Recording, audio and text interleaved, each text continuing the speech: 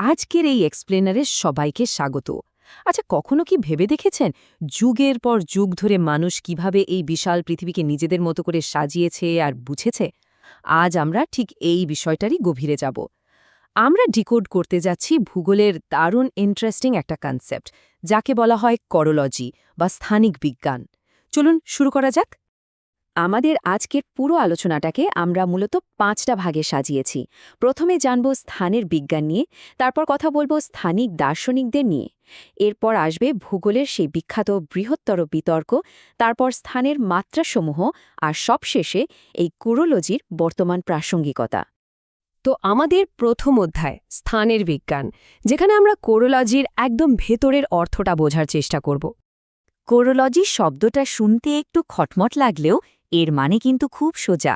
Greek শব্দ খোরোস মানে হলো স্থান, আর লজি মানে তো আমরা জানি অধ্যয়ন, অর্থাৎ কোনো একটা জিনিস ঠিক ওই জায়গাতেই কেন আছে আর তার চারপাশের ভৌগোলিক ব্যাপারগুলোর সাথে তার সম্পর্ক কি, এটাই হলো কোরোলজির মূল কথা। এটা শুধু কোথায় কি আছে তা খোঁজে না, বরং কেন আছে সেই প্রশ্নের উত্তর দেয়। আর এই ব্যাপারটা ভূগোলের প্রাতিষ্ঠানিক পড়াশোনায় কতটা গুরুত্বপূর্ণ তা কিন্তু এই একাডেমিক ঐতিহ্যগুলো দেখলেই পরিষ্কার বোঝা যায়। স্থান বা স্পেস নিয়ে যারা কাজ করেন সেই সব চিন্তাশীল ভূগোলবিদদের এক ছাতার নিচে নিয়ে এসেছে এই করোলজিক্যাল দৃষ্টিকোণ। মূলত এর মাধ্যমে আমরা পৃথিবীর এই বিশাল বৈচিত্র্যকে একটা বিজ্ঞানসম্মত কাঠামোর মধ্যে বুঝতে পারি। এবার চলুন যাই আমাদের দ্বিতীয় অধ্যায়ে স্থানিক দার্শনিকগণ। দেখব ইতিহাসের পাতা থেকে এই ধারণার শিকড় কিভাবে গড়ে উঠেছে। এখানে প্রখ্যাত দার্শনিক ইমানুয়েল কান্টের আইডিয়াটা কিন্তু দারুণ। তিনি ইতিহাস আর ভূগোলের পার্থক্য বোঝাতে সময় আর স্থানের একটা চমৎকার রূপক টেনেছেন। কান্টের মতে ইতিহাস যেমন সময়ের সাপেক্ষে ঘটনাগুলোকে বিশ্লেষণ করে, ভূগোল ঠিক তেমনি স্থানের সাপেক্ষে সেগুলোকে বর্ণনা করে। অর্থাৎ ইতিহাস হল কালানুক্রমিক আর ভূগোল হল কোরোলজিক্যাল বা স্থানিক। এই টাইমলাইনটা খেয়াল করলে দেখবেন স্পেশাল সায়েন্স বা স্থানিক বিজ্ঞান কিন্তু রাতারাতি তৈরি হয়নি। সেই প্রাচীন যুগে স্ট্রাবো আর টোলেমির মানচিত্র থেকে শুরু করে 18 শতকে কান্টের দর্শন হয়ে পরবর্তীতে অ্যালফ্রেড হেটনার এবং রিচার্ড হডসনের হাত ধরে এটি আজকের এই আধুনিক রূপ পেয়েছে, যেন শত শত বছরের একটা ভৌগোলিক রিলে রেস। তবে সবকিছু কিন্তু এত শান্তিতে হয়নি। আমাদের তৃতীয় অধ্যায় হল বৃহত্তর ভৌগোলিক বিতর্ক। চলুন দেখি মতাদর্শের এই তুমুল দ্বন্দ্বটা আসলে কেমন ছিল। ভূগোলের আসল উদ্দেশ্যটা আসলে কি, এই নিয়ে পণ্ডিতদের মধ্যে রীতিমতো একটা যুদ্ধ বেঁধে গিয়েছিল। একদিকে ছিলেন রিচার্ড হডসন, যিনি বিশ্বাস করতেন ভূগোলের কাজ হল এক একটা নির্দিষ্ট অঞ্চলের একদম নিজস্ব ইউনিক বৈশিষ্ট্যগুলো তুলে ধরা। একে বলা হয় আঞ্চলিক ভূগোল। অন্যদিকে শেফারের মতো স্কলাররা চাচ্ছিলেন ভূগোলের কিছু সার্বজনীন বৈজ্ঞানিক সূত্র বের করতে, যা দিয়ে ভবিষ্যৎ প্রেডিক্ট করা যায়। এই পদ্ধতিটাকে বলা হয় সিস্টেম্যাটিক বা প্রণালীবদ্ধ ভূগোল। হডসন এই কোরোলজিক্যাল ভাবধারার সবচেয়ে বড় চ্যাম্পিয়ন ছিলেন। তার মতে পৃথিবীর এক একটা জায়গা যে একে অপরের চেয়ে অতটা আলাদা, তার একটা নিখুঁত আর সুশৃঙ্খল বর্ণনা দেওয়াই হল ভূগোলের মূল কাজ। সোজা কথায় প্রতিটি জায়গার যে নিজস্ব একটা ব্যাপার আছে সেটাকে গভীরভাবে অনুধাবন করাই হল ভূগোলের আসল উদ্দেশ্য। এবার আসা যাক 4 নম্বর অধ্যায়ে স্থানের মাত্রাসমূহ।